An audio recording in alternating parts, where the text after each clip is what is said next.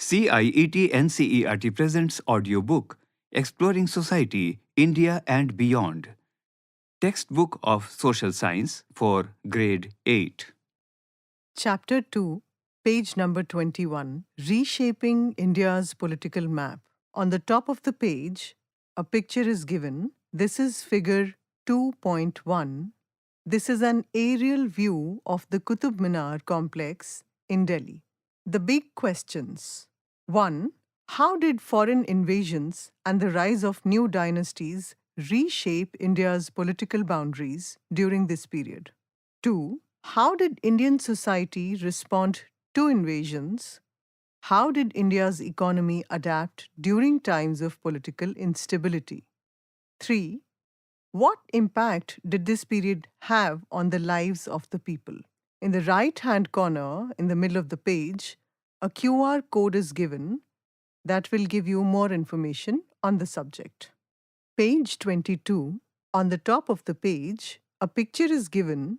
This is figure 2.2, and this picture is about a timeline that establishes different empires and attacks upon them in India. In the year 1498, the Portuguese people arrived in India. In the year 1398, Timur attacked Delhi. In the year 1347, the Bahmani Sultanate was established. In the year 1336, the Vijayanagar Empire was established. In the year 1326, re-establishment of the Mewar Kingdom took place. And in the year 1206, establishment of the Delhi Sultanate took place.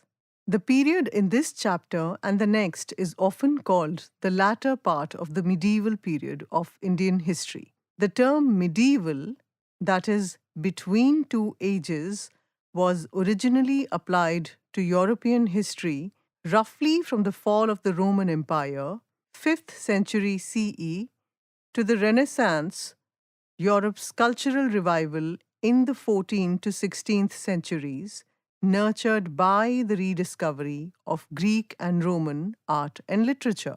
It was once thought to mark a dark age before the development of modern science, but of course, Europe's and India's histories are very different, so applying the same term medieval to both is not ideal, and historians do not always agree on which period it covers in India.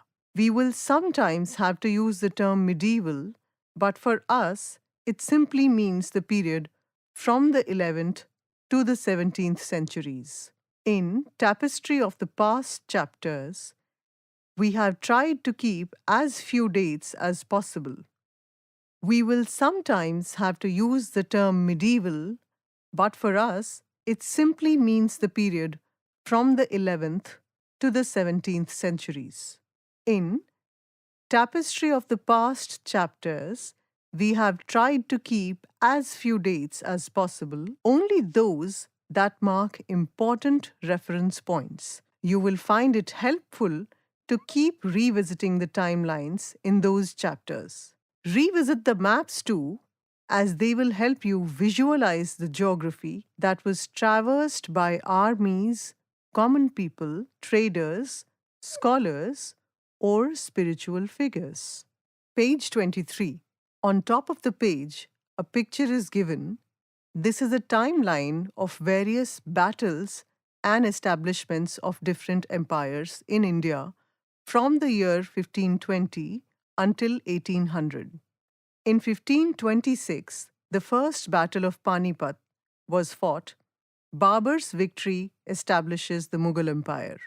In 1556, the second Battle of Panipat was fought, and Akbar's decisive victory took place. In the year 1565, Battle of Talikota and destruction of the Vijayanagar city took place. In 1576, Battle of Haldi Ghati forced Maharana Pratap to retreat. In 1671, the Battle of Sarai Ghat took place, and the Ahoms defeat the Mughals. In 1699, formation of the Khalsa by Guru Gobind Singh happened. In 1754, beginning of Maratha control of Delhi, and in 1799, the Sikh Empire was established. Spellings. Because of the difficulties in transcribing the Persian script in the Roman script, you will find some alternative spellings in parentheses here and there. For instance, Khalji or Khilji are the same. Similarly, we use here the now standard spelling of Mughal spelling, but alternatives use such as Mughul or Moghul are still sometimes used. The word Turkic is highlighted and it means peoples, languages, and cultures historically associated with a vast region stretching across Central Asia all the way to Turkey and Siberia. A new era in India's journey began in the early 11th century. Invasions from beyond the Hindu Kush mountains reshaped India's political map. No doubt India had seen much warfare in earlier periods, but the state of invasions by people from outside the Indian subcontinent during this period was unprecedented. Many of these invaders were Central Asian, Turkic, or Afghan. They were drawn to India not only for her reputed riches and for territorial ambitions, but also often to spread, by force of violence if necessary, their own versions of their religion. Let us now explore in this chapter the ever changing landscape of India from the 13th century onward. Page 24. This page is a pictorial representation of a map of India. This is figure 2.3, and it is a comparison of the territories under the Tughlaqs and the Lodhis between 13th to 15th centuries and regional powers in the south and the east. Page 25. On the top of the page, two pictures are given. The first picture is figure 2.4, and it is a picture of the Qutub Minar in Delhi. The second picture is figure 2.5. It is a section of the Quwwat ul Islam, which is Might of Islam, mosque in Delhi's Qutub Minar complex. Its construction began in Qutubuddin Aybak's time, early 13th century, was completed by later sultans. An inscription states that materials from 27 destroyed Hindu and Jain temples were used in the construction, some of which can be seen here. Rise and fall of the Delhi Sultanate. We begin our journey here with the Delhi Sultanate, formed after the defeat in 1192 of King Prithviraj Chauhan, who ruled over parts of northwestern India. This Sultanate saw the rule of 5 successive foreign dynasties of Turkic Afghan origin: the Mamluks, or the slave dynasty, the Khiljis, or Khaljis, the Tughlaqs, the Sayyids, and the Lodhis, or Lodhis. While certain parts of northern India came under the control of the Delhi Sultanate, neighboring kingdoms such as the eastern Gangas in the east and the Hoysalas in the south resisted its advance, figure 2.3, and also emerged as thriving centers of art, culture, and administration. The city of Delhi also assumed a bigger role in the political landscape of northern India. The word Sultanate is highlighted here, and it means a territory ruled by a sultan or a sultan, a title that some Muslim rulers adopted. The Sultanate period was marked by political instability combined with efforts at territorial expansion. This resulted in military campaigns that raided villages and cities and plundered and destroyed temples and seats of learning. Page 26. At the top of the page in the left-hand corner, a picture is given. This is figure 2.6, and this is a picture of a coin minted by Alauddin Khilji, which bears the inscription Sikandar Sani, or the second Alexander in Persian. Successions. The appointments of new sultans or sultans were often violent. Almost 2 sultans out of 3 seized power by eliminating their predecessor, so that a sultan's average reign was hardly more than 9 years. Let's explore.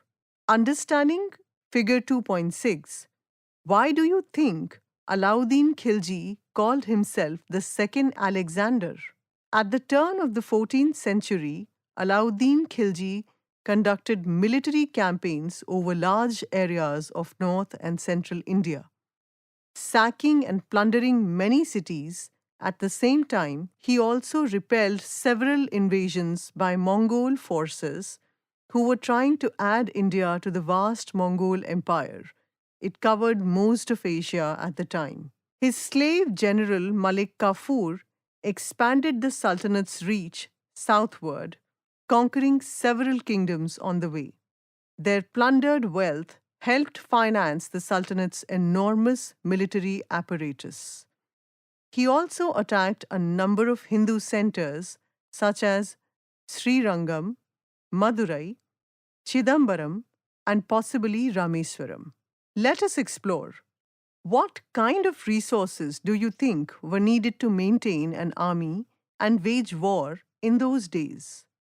Discuss in groups the various types of expenditure involved, from weapons or food for soldiers to animals used in warfare, road construction, etc. A few decades later, Muhammad bin Tughlaq or Tughlaq ruled Delhi and expanded the Delhi Sultanate's territories further. For the first time since the Mauryan Empire, most of the subcontinent was now under one ruler. Page 27. On the top of the page in the right-hand corner, a picture is given. This is figure 2.7, and it is a picture of the 19th century painting depicting Muhammad bin Tughlaq in his court. Although this dominance was significant, it proved to be short-lived. Muhammad bin Tughlaq had ambitious schemes, but they were often poorly executed. One such was moving his capital from Delhi to Daulatabad, then called Devagiri, near present-day Sambhajinagar. Perhaps he thought its more central location would offer better control of the empire. The people were forced to travel over 1,000 kilometers, and a few years later, as his plan misfired, he shifted the capital back to Delhi. Both transfers resulted in great loss of life, according to some sources. Another instance was the introduction of token currency, where cheap copper coins were declared to be tokens and have the value of silver or gold coins. Although this was a progressive idea, most of our currency today is actually token. At the time, this created confusion in the trade and encouraged people to counterfeit copper coins, all of which caused the economy to decline. The sultans and their court elite lived in luxurious palaces, enjoying elaborate clothing, jeweled ornaments, and fine food. This wealth was largely derived from plunder from their military campaigns, taxes levied on common people and conquered regions, and engagement in slave trade, as enslaved people provided free labor or were sent away to distant Central Asia to be sold. Page 28. But plunder, in turn, affected trade networks and agricultural production. This period also witnessed numerous attacks on sacred or revered images in Buddhist, Jain, and Hindu temples. Such destruction was motivated not just by plunder, but also by iconoclasm. The word iconoclasm is highlighted here, and it means the rejection or destruction of icons or religious images considered idolatrous. Think about it. Why do we use the term image rather than common terms like idol or icon? The latter two terms are considered pejorative in the context of Judaism, Christianity, and Islam, whose orthodox sects condemn idolatry or the worship of idols or icons. India's classical texts use words like murti, vigraha, pratima, rupa, etc. to designate images, often statues, used for worship in temples or homes. In English, image is a neutral term. Some of the sultans also imposed a jizya, a tax on non Muslim subjects to grant them protection and exemption from military service. In practice, depending on the ruler, this discriminatory tax would be a source of economic burden and public humiliation, and formed a financial and social incentive for subjects to convert to Islam.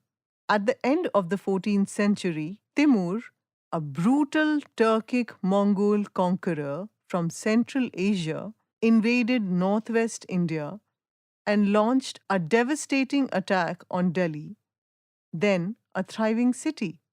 As he wrote in his memoirs, his twofold objective was to wage war with the infidels and to gain something by plundering the wealth of the infidels.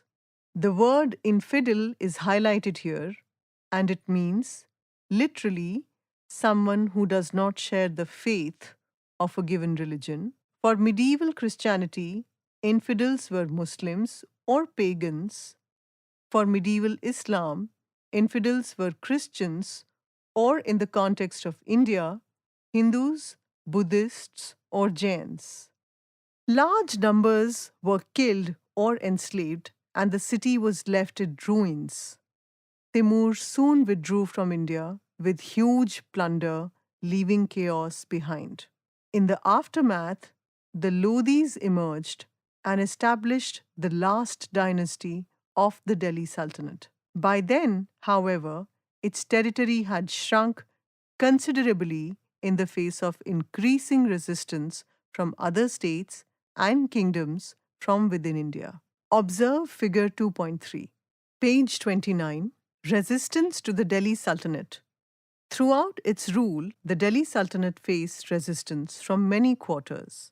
While many kingdoms fell into its net, it failed to subdue the eastern Ganga kingdom.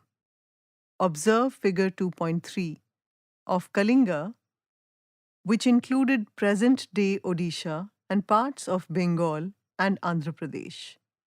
One of its rulers in the mid 13th century, Narsimhadeva I, also spelt Narsinghdeva I, was noted for the military strength and cultural brilliance he brought to the kingdom.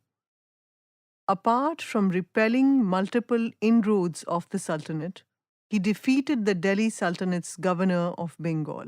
Partly to commemorate these victories, he built the famed Surya temple at Konark, present-day Odisha. In the right-hand corner of the page, a picture is given. This is figure 2.8, and it is a statue depicting Narsinghadeva I seated on his throne, surrounded by attendants and musicians. Think about it. During the time of the Tughlaqs, the Musunuri Nayakas, Telugu chieftains, rallied over 75 more chieftains of the region, formed a confederacy that defeated the Delhi Sultanate forces and expelled Muhammad bin Tughlaq's army from Warangal, present-day Telangana, around 1330 to 1336. Do you think it would have been an easy task to bring together 75 leaders in those days? Page 30. On top of the page, in the left-hand corner, a picture is given. This is figure 2.9 and it is labeled, "The Hoysalas built magnificent temples, for instance, those of Belur," this picture, "and Halebidu." This is a picture of a temple in Belur. We mentioned earlier Alauddin's push to the south, attracted by its renowned wealth. At the time, the Hoysalas ruled parts of southern India, mostly present-day Karnataka. Observe figure 2.3. And fended off several attacks from the Delhi Sultanate, remaining the only independent kingdom in the south. However, weakened by these attacks and internal conflicts, the Hoysala kingdom declined and in the mid 14th century was absorbed into Vijayanagara Empire further south. Reference below. Don't miss out. The sculpture in figure 2.9 narrates the story behind the Hoysala's emblem. Kannada folklore recounts the story of Sala, a young man who fought a lion to save his guru, giving the dynasty its name, Hoy, which means strike, Sala, Hoysala. The Delhi Sultanate also faced rebellions from the emergence of several independent regional sultanates. The Bahmani Sultanate, for instance, rose in the mid 14th century and controlled much of the Deccan for a while. Powerful sultanates also emerged in Gujarat, Bengal, and other regions, leading to a complex interplay of alliances and frequent wars. Parts of Rajasthan also remained beyond the reach of the Delhi Sultanate. In the 15th century, it faced stiff resistance from Rana Kumbha, the ruler of the Mewar kingdom, who also successfully repelled invasions from these later sultanates.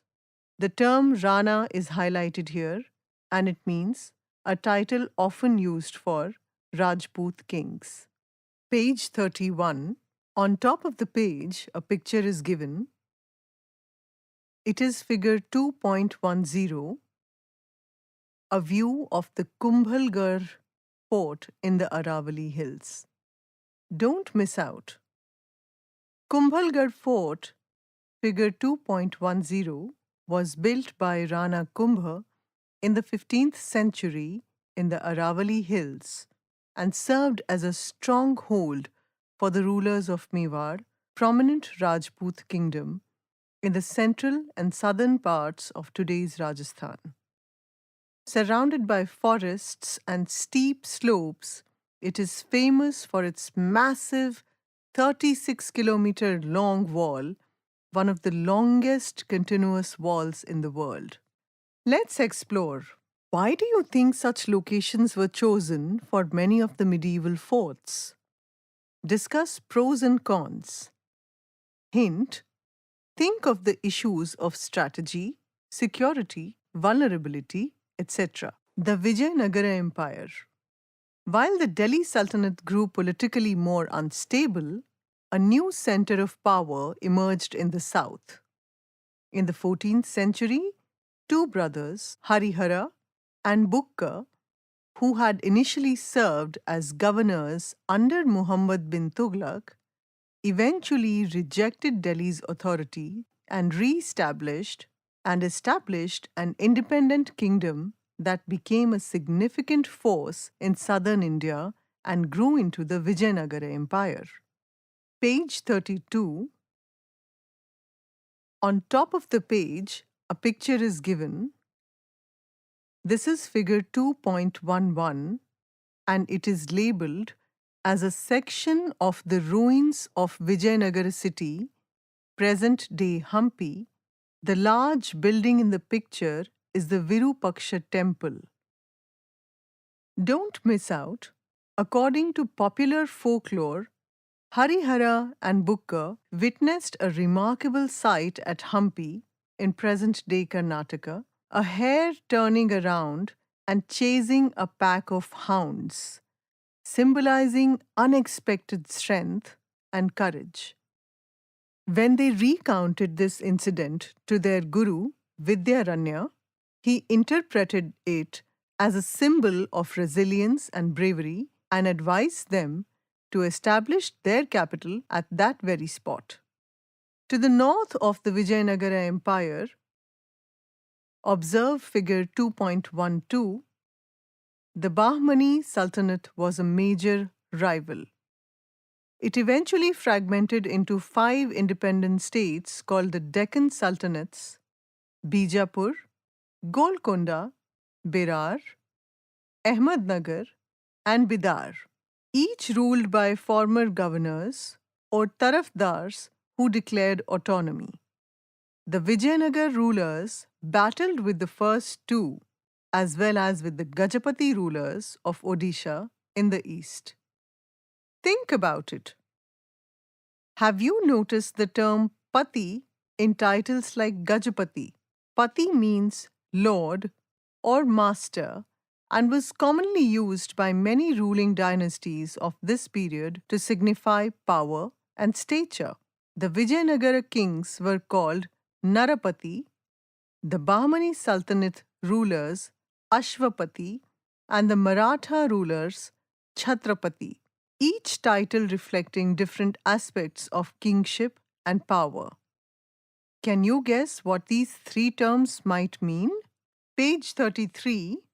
This is figure 2.12 and it is labeled Kingdoms in the Deccan and the Vijayanagara Empire. This map shows the Gajapati Kingdom, the Bahmani Sultanate, the Vijayanagara Empire, the Vijayanagara Empire under Krishnadevaraya, and other important cities. Page 34. Krishnadevaraya. In the 16th century, the Vijayanagara Empire reached its peak under its celebrated ruler Krishnadevaraya, who expanded and secured the empire's dominance over the Deccan. Under his rule, the empire achieved both military power and cultural renaissance. He patronized poets and scholars in Sanskrit, Telugu, and Kannada. He himself composed an epic poem in Telugu, Amukta Malayada, on the story of the Tamil poet saint Andala.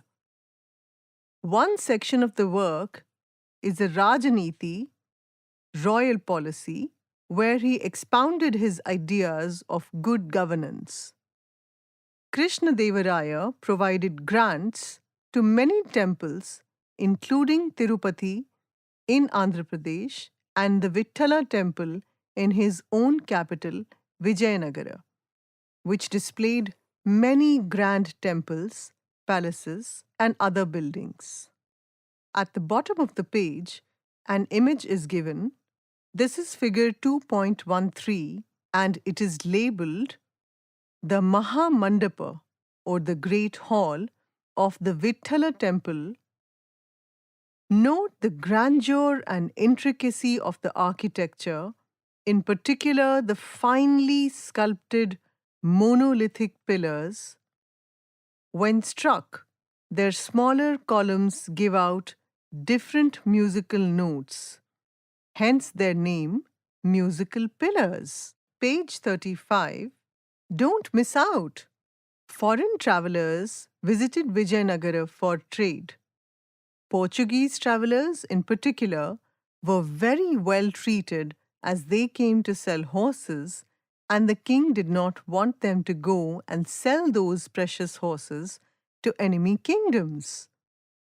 One of them, Domingo Pace, left a long and detailed record of his stay in the Vijayanagara capital.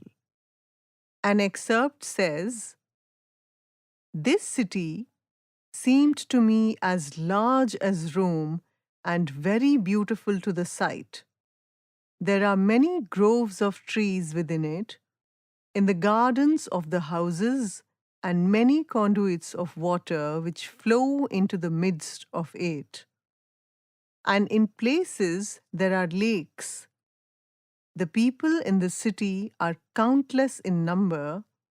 This is the best provided city in the world. The streets and markets are full of laden oxen. You could find in great abundance everything that you wanted. In the middle of the page, a picture is given. This is figure 2.14, and it is an image of a panel from the Vittala temple. Let's explore. In figure 2.14, what elements do you observe? What do they tell you about life then? Hint: observe the weapons, the animals, the activities. Page 36. After winning many wars against his neighbors, Krishnadevaraya died of illness in 1529.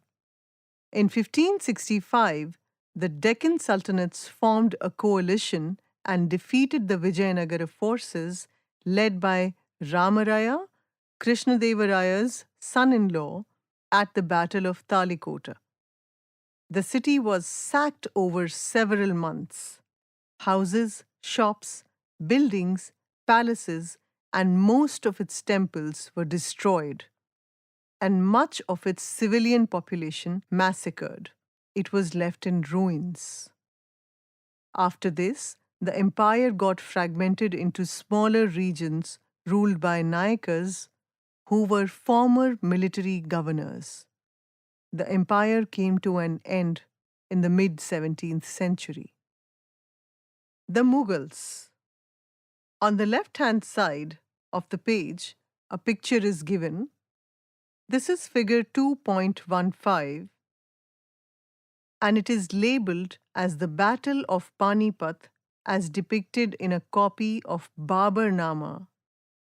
Note the use of cannons in this image.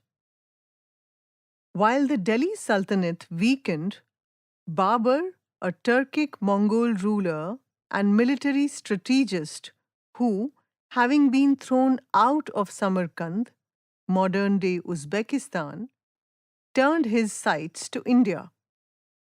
A descendant of Timur, Babur defeated Ibrahim Lodi at Panipat in 1526, which will later be called the First Battle of Panipat.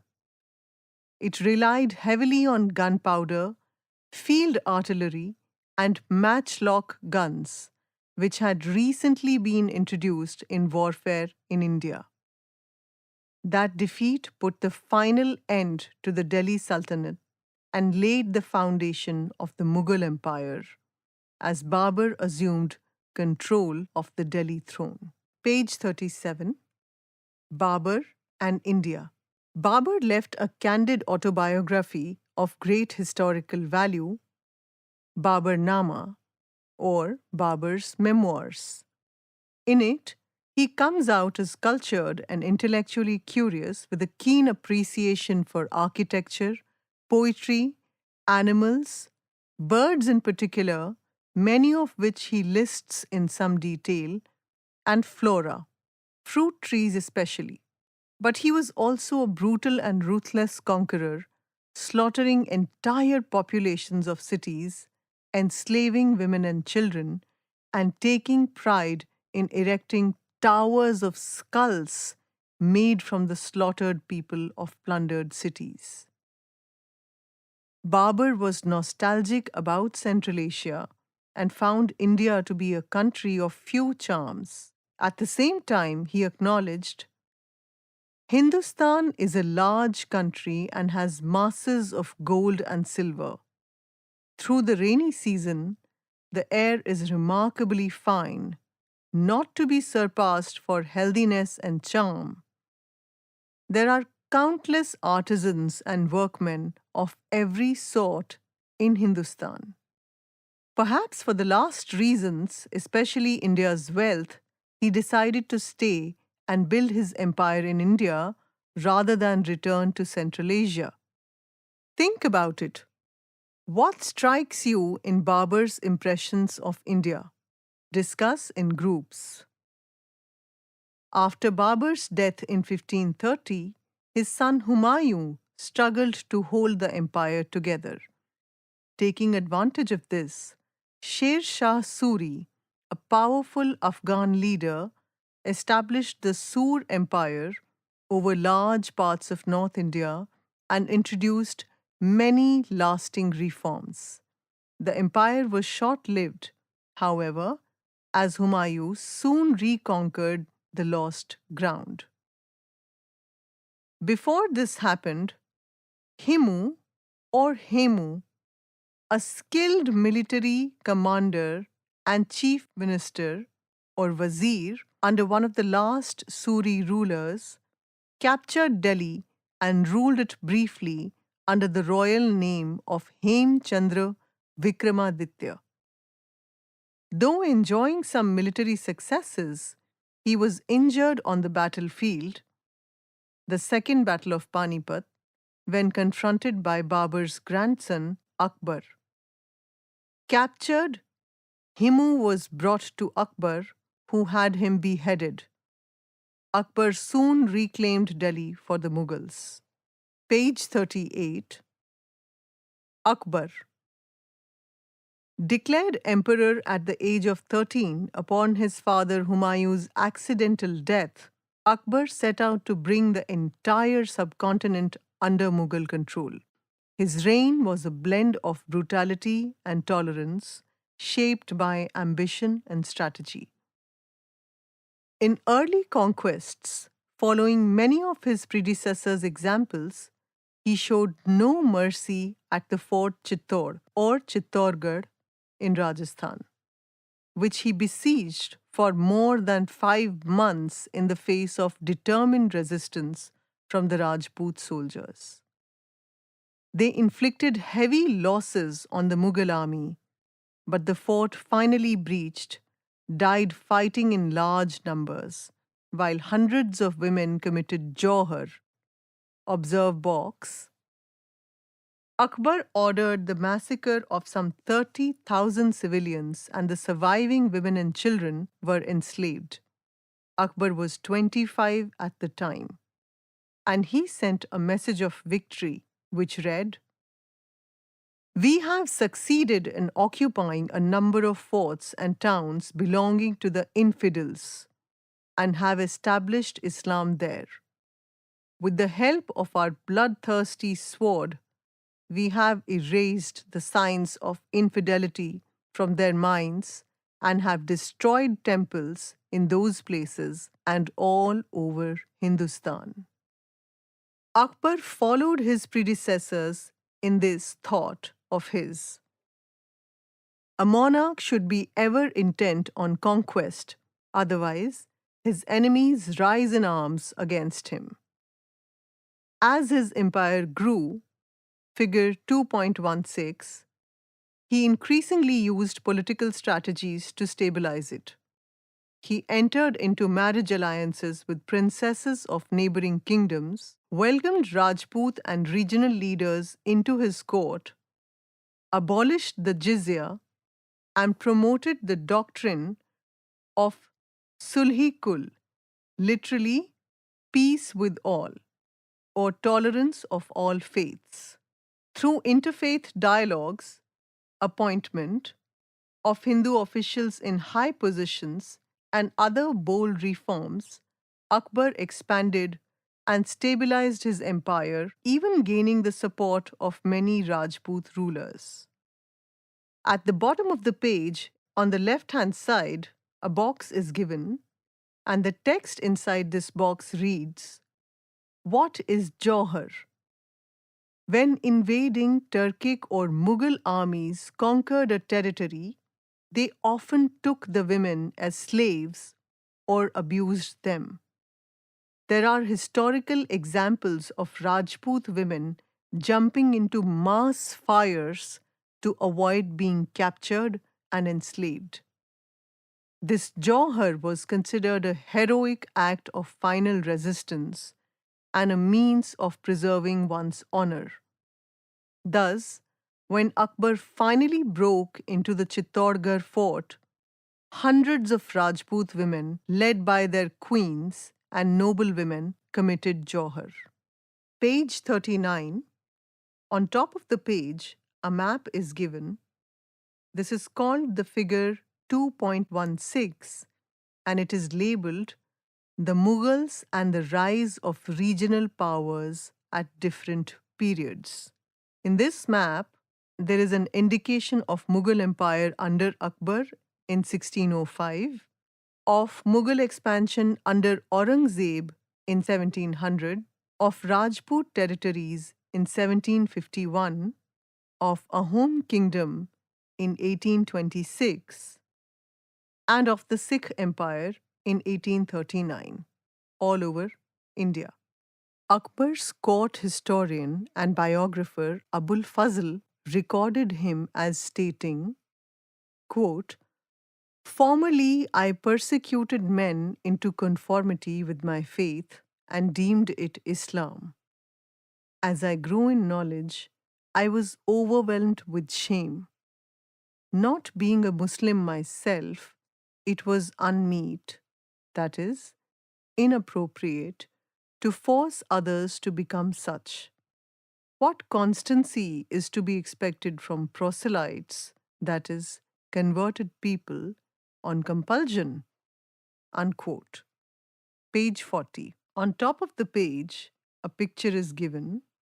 This is figure 2.17 and it is labeled as a painting showing Akbar in his court receiving scholars, including two Jesuits dressed in black. Akbar's long reign lasted almost 50 years, 1556, to his death in 1605. While its middle period was relatively peaceful, the final 15 years involved fresh military campaigns in Kashmir, Sindh, the Deccan, and Afghanistan. Think about it. Why do you think Akbar employed different strategies to expand his empire, while the earlier rulers of Delhi relied mostly on military might? Page 41. Let's explore. Compare the maps in figures 2.3, 2.12, and 2.16. What differences do you notice? What is the reshaping that has occurred? In the middle of the page, an image is given. This is figure 2.18, and it is labeled as the five-storied Panch Mahal at Fatehpur Sikri, a city built by Akbar near present-day Agra. Despite being illiterate, Akbar became keen to explore Persian and Indian texts and showed great interest in classical Indian thought and often invited scholars to his court. Figure 2.17. He established a house of translation at Fatehpur Sikri, where he had major Sanskrit texts translated into Persian, including the Mahabharata, which is called Razmanama in Persian, or the Book of War, the Ramayana, with 176 beautiful miniature paintings, the Bhagavad Gita, and the Panchatantra. Akbar's son Jahangir shared with his father a love for art and architecture and tried to expand the empire into the Deccan. His son Shah Jahan fought several rebellions and is best remembered as the builder of Taj Mahal at Agra. Page 42. On top of the page, a picture is given in the left corner. This is figure 2.19 and it is labeled as a miniature painting illustrating the Persian translation of the Ramayana and depicting the well-known episode of Rama chasing the golden deer. The Taj Mahal is even today recognized as one of the great architectural marvels of the world. This period formed the peak of an immense flowering of art and architecture, which included the building of Humayun's tomb in Delhi and the Red Forts in Delhi and Agra. Other classical arts and music of India also flourished during this period, as also remarkable works of calligraphy and miniature painting. Aurangzeb. We mentioned earlier the frequent violent successions during the Sultanate period. This was repeated during the succession of Shah Jahan, who fell ill in 1657. He wished the throne to go to Dara Shikoh, his eldest son, but Dara's younger brother Aurangzeb defeated him in a series of battles and eventually executed him, presenting his severed head to their father. Page 43. Aurangzeb also removed his two other brothers. He had one arrested and executed and drove the second into exile. To prevent further challenge to his rule, Aurangzeb imprisoned his father Shah Jahan in the Agra fort, where he remained until his death. Aurangzeb crowned himself emperor in 1658 and named himself Alamgir, or conqueror of the world. He ruled for almost 49 years. Think about it. We saw above that Delhi's sultans' average reign lasted about 9 years. This figure becomes 27 years in the case of Mughal emperors up to Aurangzeb, and 16 years if we consider all Mughal rulers up to the end of the empire in the 19th century. What do you make of these numbers of years of reign? Aurangzeb, skilled in military matters, conducted many campaigns, conquering parts of the south in particular. Under his reign, the Mughal Empire reached its greatest expansion. Observe figure 2.16. Though constantly faced with significant rebellions, some of which we will turn to in the next section, Aurangzeb had to spend the last 25 years of his life fighting war after war in the Deccan. Maintaining large armies for those campaigns depleted the empire's treasury and put a great strain on the administration.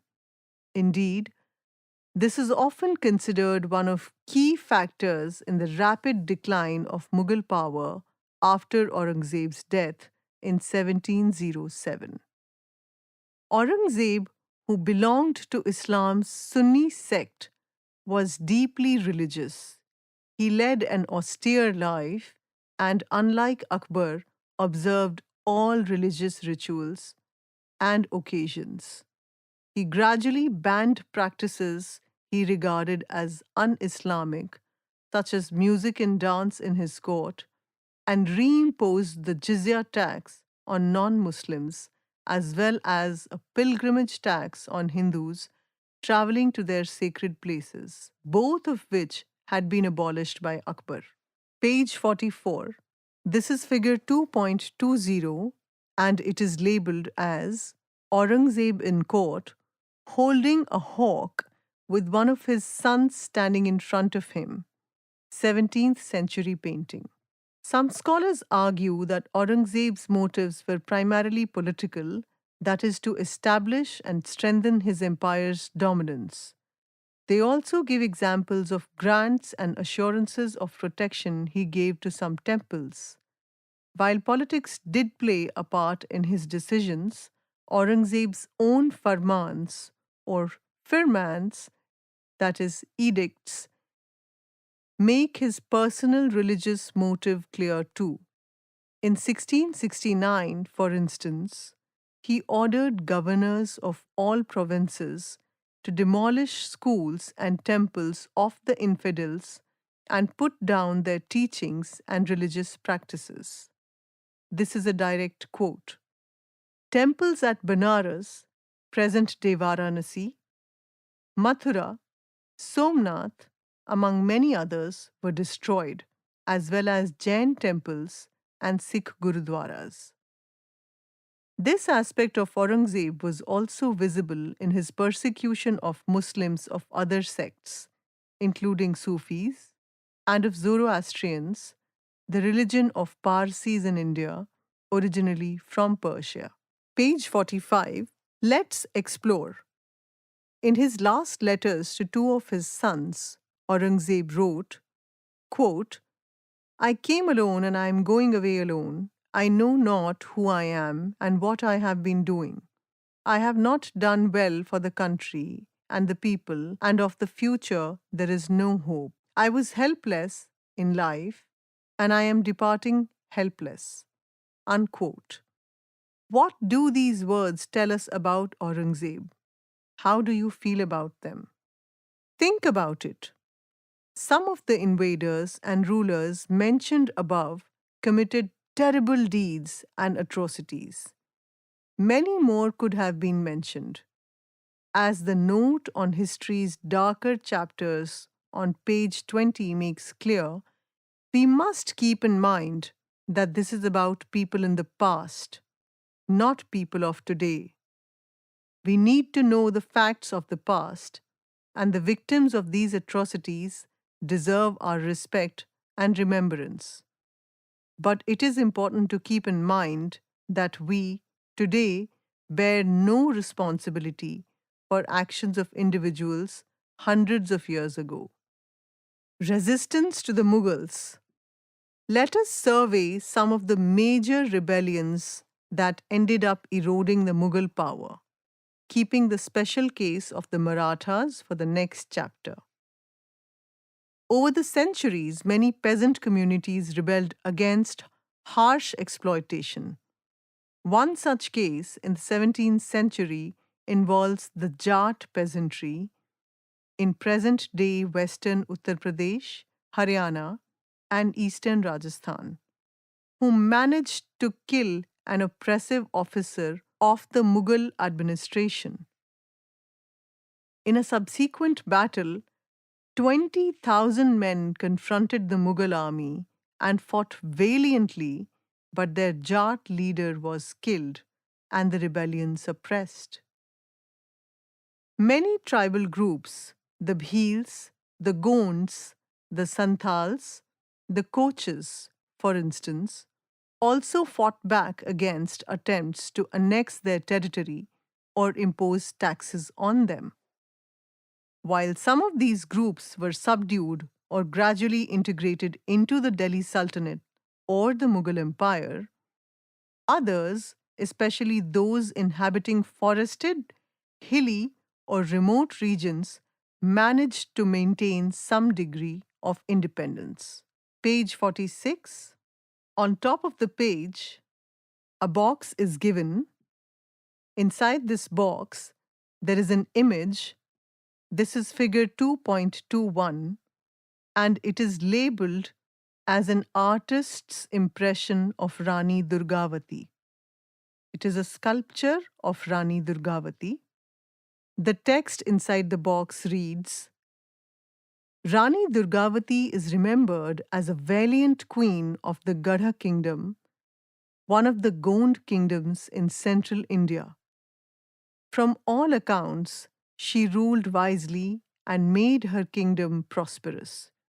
She kept an army of 20,000 soldiers and 1,000 elephants, with which she repelled several attempted invasions.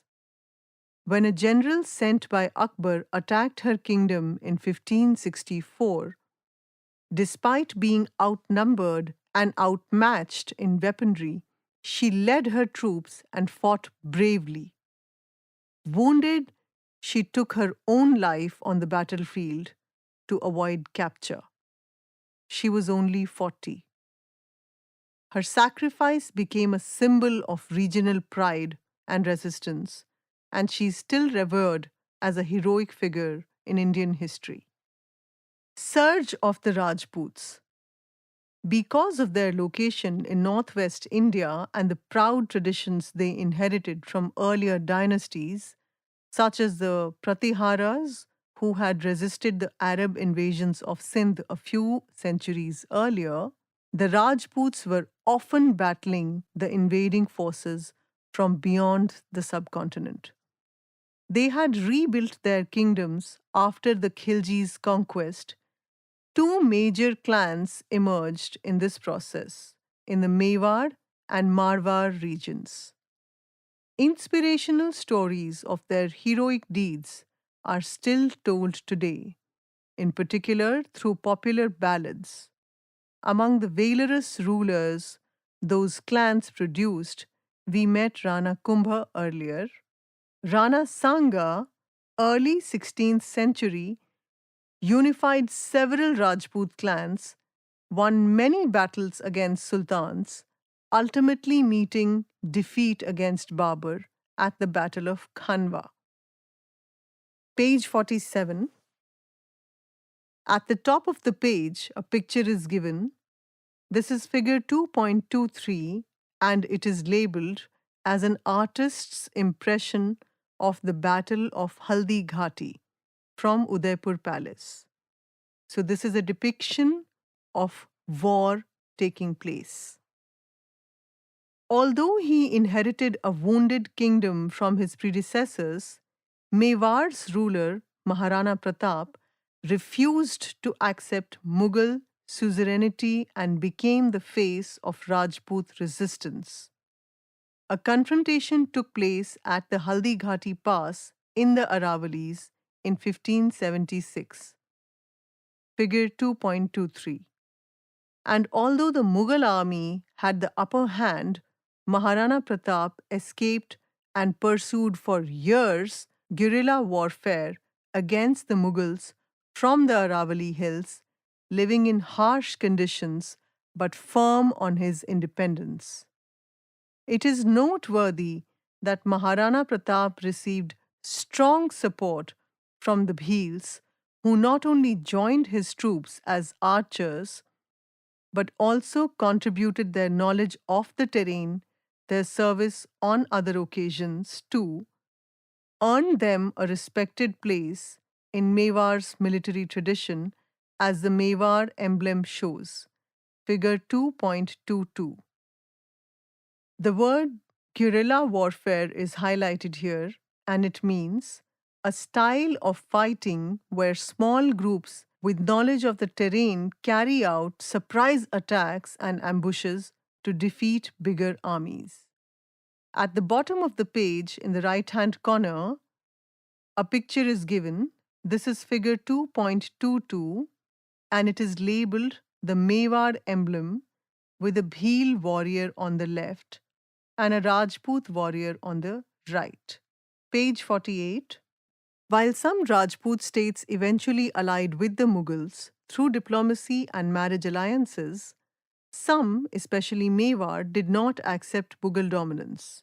During Aurangzeb's reign, several Rajput nobles rebelled, including Durgadas Rathore of Marwar, who fought to protect the independence of Jodhpur. Mughal authority thus remained limited in Rajasthan. The Ahoms. In the 13th century, the Ahom ethnic group migrated from the present-day Myanmar to the Brahmaputra Valley and formed the Ahom kingdom there. During both the Sultanate and the Mughal periods, the Ahom rulers offered stiff resistance to attempts at expansion into the northeast. Their unique pike system called on every able-bodied man to provide service to the state through labor or military duty in exchange for land rights.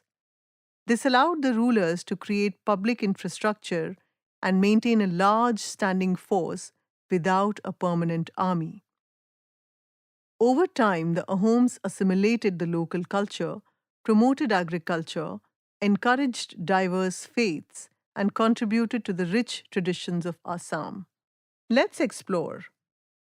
Discuss in class how the pike system affected the daily lives of the people in the Ahom kingdom, both in terms of challenges and benefits, and helped the king manage both the army and the economy.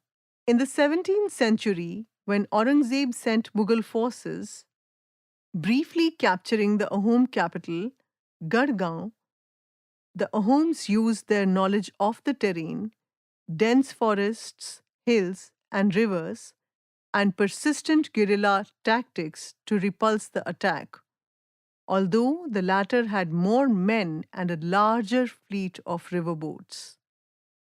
Notably, in the Battle of Saraighat, 1671, fought on the Brahmaputra River near present day Guwahati, the Ahom military commander Lachit Borpukon and his 10,000 men defeated a Mughal force of 30,000 soldiers. Ultimately, the Ahom were able to preserve their independence. Page 49. Don't miss out. Ram Singh, the general of Mughal army, praised the Ahom warriors in these terms. Every Assamese soldier is expert in rowing boats, in shooting arrows, in digging trenches, and in wielding guns and cannons. I have not seen such specimens of versatility in any other part of India. Let's explore. How did the Ahoms use the rivers, hills, and forests of Assam to their advantage? Can you think of ways in which the geography helped them build defenses and fight wars? At the bottom of the page, two images are given. The first image is figure 2.24 and it is labeled as a plaque commemorating the Battle of Saraighat with an Ahom boat in the foreground. Saraighat War Memorial Park. The second image is figure 2.25 and it is labeled as statues depicting Ahom warriors during the Battle of Saraighat. Page 50. The Rise of the Sikhs. In 15th century Punjab, Guru Nanak spread the message of equality, compassion, and the oneness of God, Ik Onkar. His followers came to be known as Sikhs. Although Sikhism began purely as a spiritual movement, the later Sikh gurus had to respond to the growing intolerance and persecution under some Mughal rulers. When Emperor Jahangir found out that Guru Arjan had supported his rebellious son, he had Guru Arjan tortured to death. This prompted Guru Arjan's son and successor, Guru Har Gobind, to introduce martial art training and form a Sikh army which fought several battles against the Mughal forces. Don't miss out. In the context of this chapter, Punjab refers to the vast region now split across India and Pakistan. The sixth sacred text, Guru Granth Sahib, was first compiled by Guru Arjan. Guru Tegh Bahadur's hymns were added later.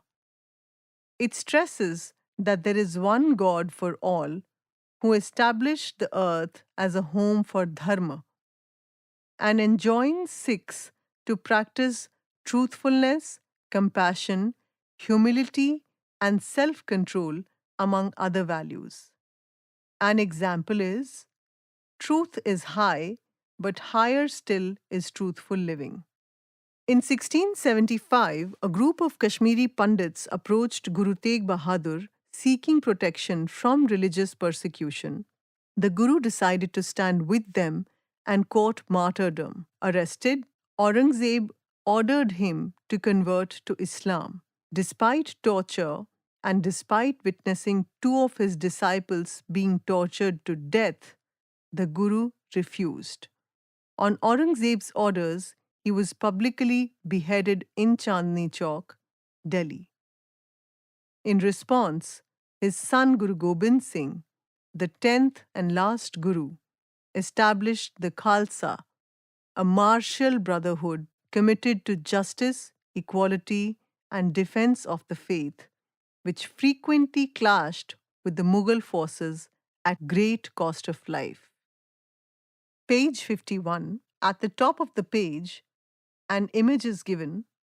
This is figure 2.26, and it is labeled as a miniature painting of Guru Gobind Singh. Don't miss out. Do you know what the Gurudwara Sees Ganj Sahib in Chandni Chowk, the famous shopping area in Delhi, signifies? In Sikhism, a Gurudwara is a place of worship. This one marks the site where Guru Tegh Bahadur, the ninth Sikh Guru, was beheaded by Aurangzeb in 1675. This historic Gurudwara is uniquely honored by the Sikh regiment, which has saluted it before the President in the Republic Day Parade each year since 1979. It stands as a powerful symbol of faith and sacrifice in Indian history. Page 52. Think about it. Why do you think Guru Tegh Bahadur endured torture rather than convert? Why did he think his sacrifice would make a difference? What values did the Sikh gurus and the Khalsa embody? How are they relevant in today's world? As the Mughal Empire declined, especially under the onslaughts of the Marathas, as in the next chapter, several Sikh confederacies emerged in the Punjab region. They were ultimately unified through the efforts of Maharaja Ranjit Singh at the turn of the 19th century. Ranjit Singh's military acumen, diplomatic skill, and religious tolerance allowed him to establish a strong, centralized Sikh empire which spanned much of the northwest, including parts of Kashmir. Till the mid 19th century, this empire resisted both Mughal remnants and later British expansion. At the bottom of the page, a picture is given.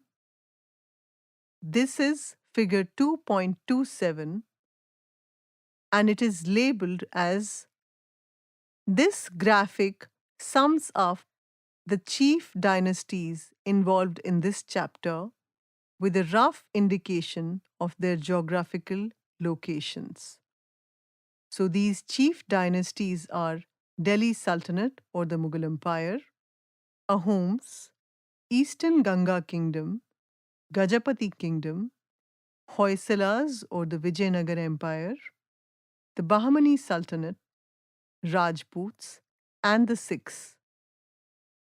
Page 53. Administering India.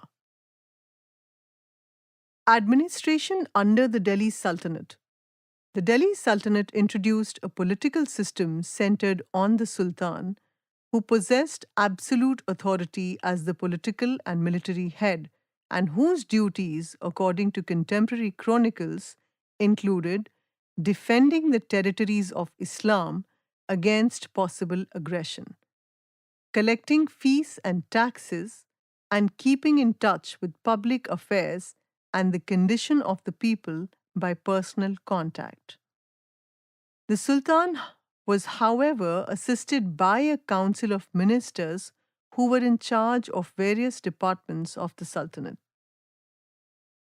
One instrument of the administration was the Ikta system, in which territories were assigned to nobles, also known as Iktadars, to collect taxes which, minus expenses, were supposed to go to the Sultan's treasury.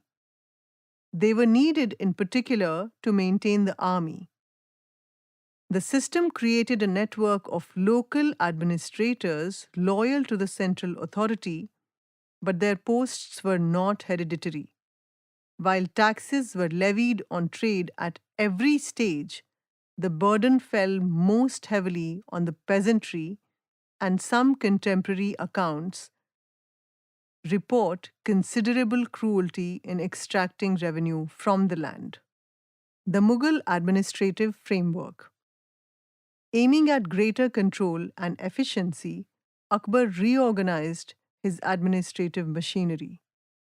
The Diwan took care of the finances, while the Mir Bakshi looked after military matters and the Khan-e Saman was in charge of public works, trade, industry, and agriculture. Besides the royal household, the Sadr was responsible for justice, religious, and educational matters.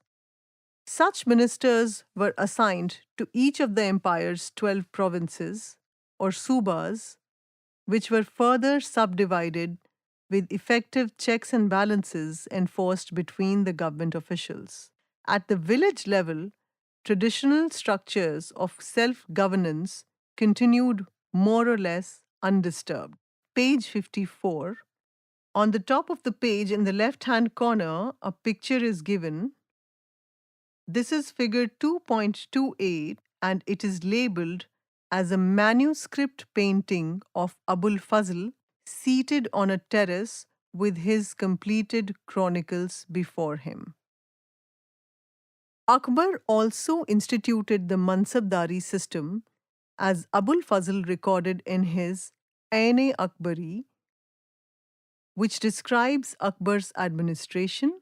Mansabdars, or officers, according to their mansab or rank, were expected to maintain a precise number of elephants, horses, camels, as well as troops for the state. This made it possible to assemble an army at a short notice without having to maintain a permanent centralized army.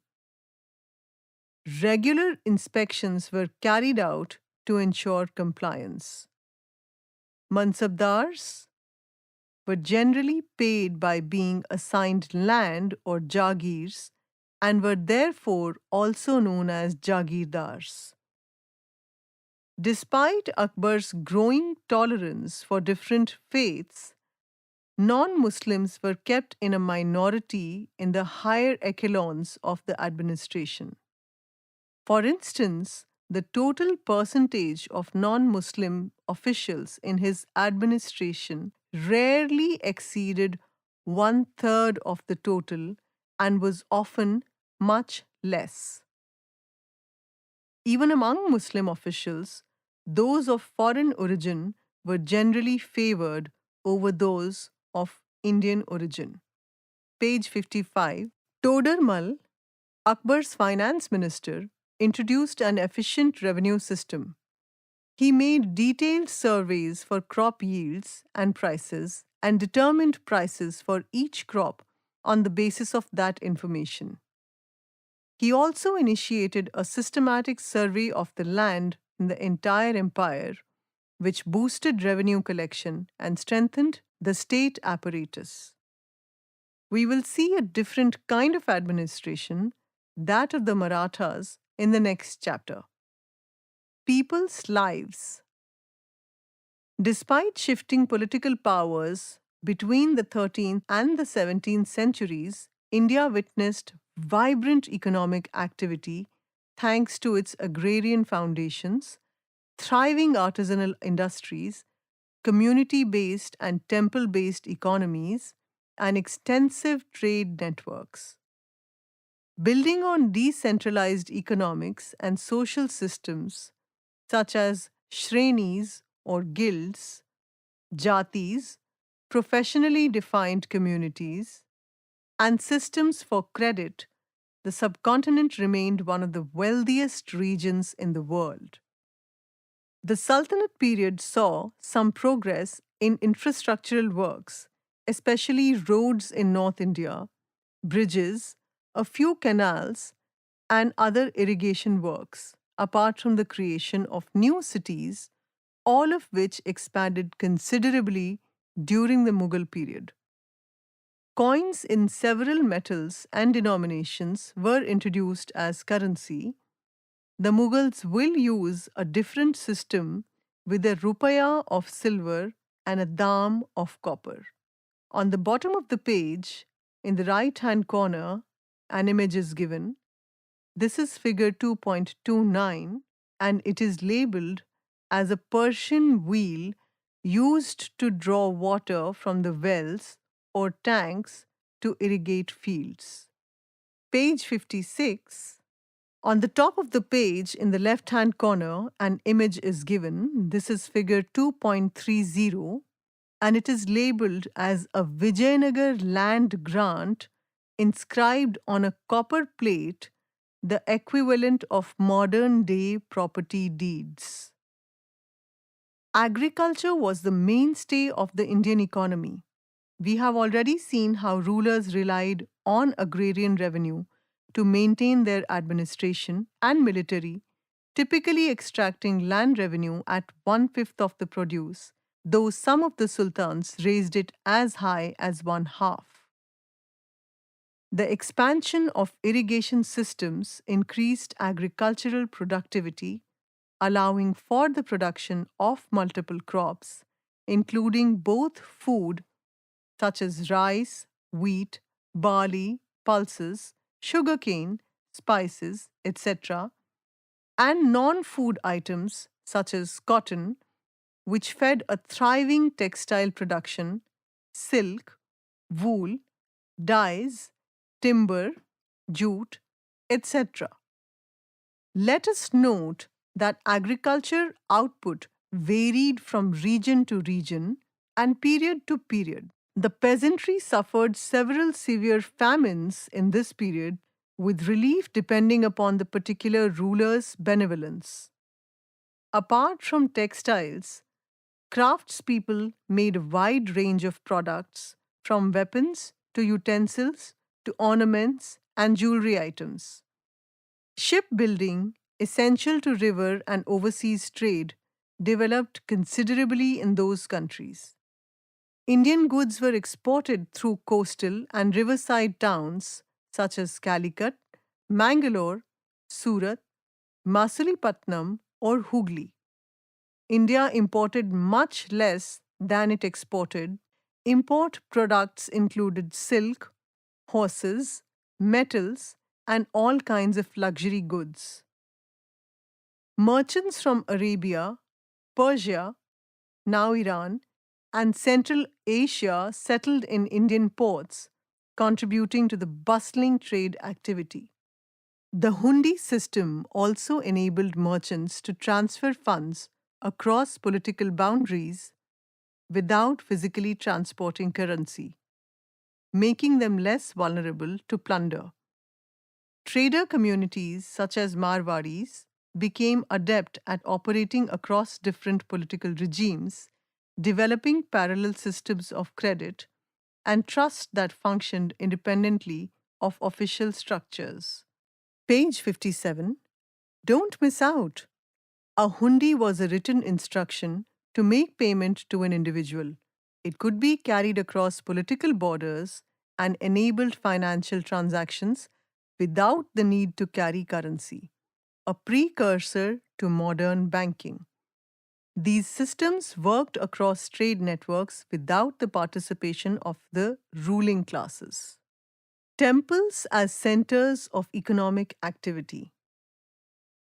Many temples were more than centers for worship, learning, social interaction, or performing arts. They also created ecosystems with bustling markets.